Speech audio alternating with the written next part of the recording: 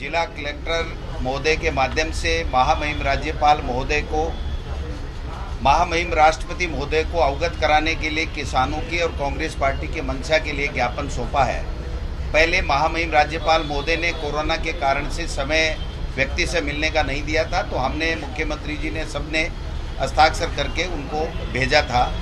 जो तीनों कानून हैं जो केंद्र की सरकार लेकर के आई है वो किसान विरोधी कानून है। किसान को किसान नहीं रहने दिया जाएगा, मजदूर बना दिया जाएगा और बड़ी बड़ी कंपनियां आकर के किसान की ज़मीन के ऊपर, उनकी उपज के ऊपर कब्जा कर लेंगी, जमाखोरी को बढ़ावा मिलेगा।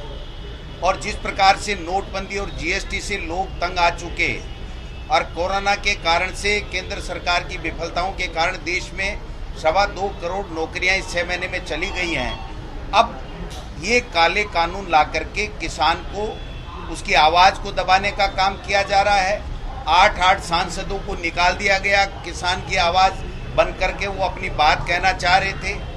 आज जो स्थितियां पैदा हुई हैं, किसान पूरे देश में आक्रोशित है और जिस प्रकार का षड्यंत्र भारतीय जनता पार्टी की मोदी सरकार कर रही है और बड़े बड़े उद्योगपतियों को किसान की खेती के ऊपर, उनकी उपज के ऊपर कब्जा कराने का जो षड्यंत्र है, उसके खिलाफ पहले भी जब भूमि अधिग्रहण कानून आया था, संशोधन लेकर के आए थे, तो राहुल जी ने, सोनिया गांधी जी ने, कांग्रेस पार्टी ने तमाम किसानों के साथ खड़े होकर के उसका विरोध किया और उस काले कानून को वापस कराने का काम राहुल गांधी जी और कांग्रेस पार्टी ने किया था।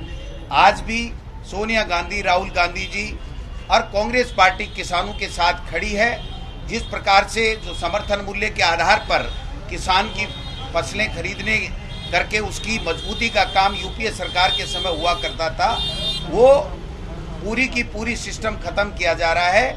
और 4 दिसंबर 2012 को जो सुषमा स्वराज जी ने लोकसभा में बोला था, वो याद दिलाना चाहते हैं मोदी जी की और उनकी सरकार को। उन्होंने कहा था कि ये जो बड़े बड़े कॉरपोरेट घराने आएंगे, उनको किसान के कपड़ों में, किसान के शरीर में बदबू आएगी, वो कभी भी किसान का भला नहीं करेंगे। तो वो भारतीय जनता पार्टी, जिस वक्त इनकी सोच थी, क्या वो सोच भारतीय जनता पार्टी की किसानों के प्रति बदल गई है, हम लोग पूछना चाहते हैं। इसलिए मैं निवेदन करना चाहता हूं महामहिम राष्ट्रपति महोदय से, इनके माध्यम से कांग्रेस पार्टी ये निवेदन करना चाहती है कि किसानों की आवाज़ को नहीं दबाया जाए, इन तीनों काले कानूनों को वापस लिया जाए।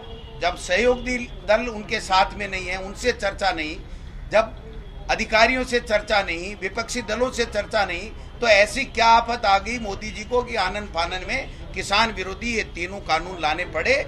इसलिए हम सब मांग करते हैं, कांग्रेस पार्टी राहुल गांधी जी और सोनिया गांधी जी के नेतृत्व में किसानों के साथ खड़ी है, उनके साथ कोई कुठाराघात नहीं होने देंगे।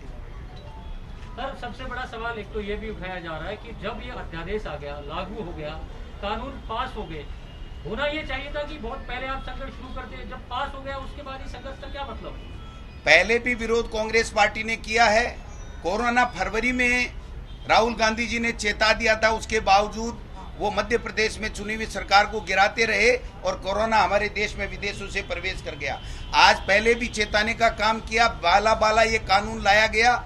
और आपने देखा होगा कि जब राज्यसभा में बिल के पारित करने की बात आई, जब चर्चा की गई, तो 8 सांसदों को बाहर निकाल दिया गया।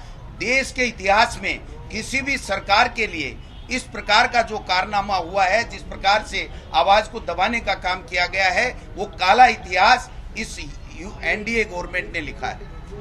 बीजेपी ये कह रही है कि 2019 के घोषणा पत्र में कांग्रेस ने ये मुद्दा शामिल कर रखा। क्या मुद्दा शामिल कर रखा था? इस तरह के बिल लाएंगे एपीएमसी को?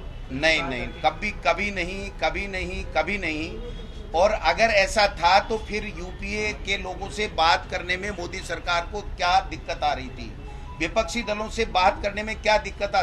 जब कोरोना को लेकर के हमारा मुख्यमंत्री सब विपक्षी दलों से बात कर सकता है, चुने हुए जनप्रतिनिधियों से बात कर सकते हैं, दूसरे मुद्दे के ऊपर हमारे यूपीए के नेताओं से, राहुल गांधी जी और सोनिया गांधी जी से बात कर सकते हैं, तो इस बिल के ऊपर बात क्यों नहीं की गई?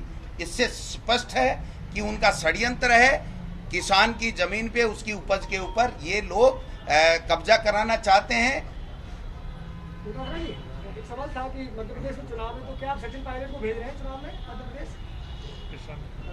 आप किसानों की बात कीजिए। सब नेता सब जगह जाते हैं। जो एआईसीसी और पीसीसी जिम्मेदारी देती है पीसीसी में काम करते हैं, एआईसीसी जो जिम्मेदारी देती है वो एआईसीसी में काम करती है। सर, हनुमान बेनीवाल भी यहाँ किसानों का दावा करते हैं, किसानों की पार्टी का दावा करते हैं, एक शब्द नहीं बोला, उनको क्या संदेश देना चाहिए? किसने नहीं बोला? आरएलपी पार्टी में वो अपना अपनी बात है। कांग्रेस पार्टी किसानों के साथ खड़ी है, किसानों के साथ खड़ी रहेगी। और कोई बात हरीश जी